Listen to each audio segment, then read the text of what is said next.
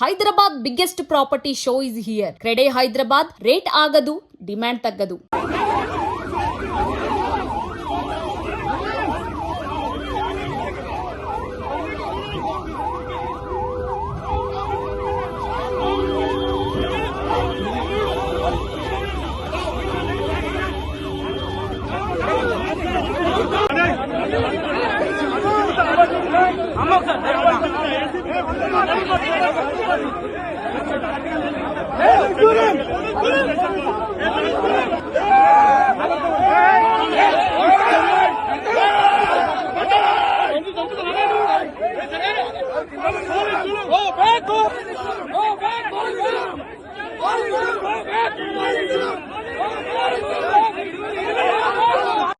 ప్రభుత్వం మాటలు చెప్పింది తప్ప ఈ రాష్ట్రంలో ఈహెచ్ఎస్ అమలు కావడం లేదు.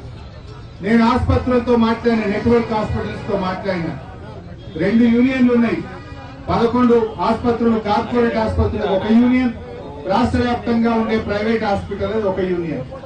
ఏమైంది, మీరు ఈహెచ్ఎస్ ఎందుకు అమలు చేయట్లేదు అంటే, మేం ప్రభుత్వంతో అగ్రిమెంట్ కాలేదు, మాకు ఆరోగ్యశ్రీ బకాయిలే పెండింగ్ లో ఉన్నాయి, మాకు ఇచ్చిన ప్యాకేజీ గిట్టుబాటు కాదు, మేము ఈహెచ్ఎస్ అమలు చేయడానికి సిద్ధంగా లేవు అని ఈ రోజు ప్రైవేట్ ఆసుపత్రులు చెప్తా ఉన్నారు.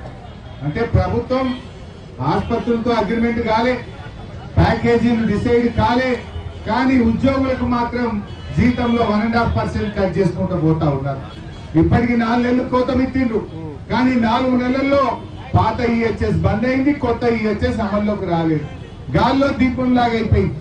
ఇవాళ ఒక వరంగల్ పాలిటెక్నిక్ లోనే 10 మంది విద్యార్థులు టీసీ తీసుకున్నారు. ఇవాళ వాళ్ళ తల్లిదండ్రులు పాలిటెక్నిక్ కాలేజీకి వచ్చి వరంగల్లో ఈ రేవంత్ రెడ్డి పుణ్యమాని మా పిల్లల జీవితాలు ఆగమైతున్నాయి, మా పిల్లలు పాలిటెక్నిక్ చదివితే ఎదగాకుండా అయిపోతారని ఒక్క వరంగల్ పాలిటెక్నిక్ లో 10 మంది తల్లిదండ్రులు టీసీ తీసుకుని పిల్లల్ని తీసుకుని ఇంటికి పోయిన పరిస్థితి ఏర్పడ్డది.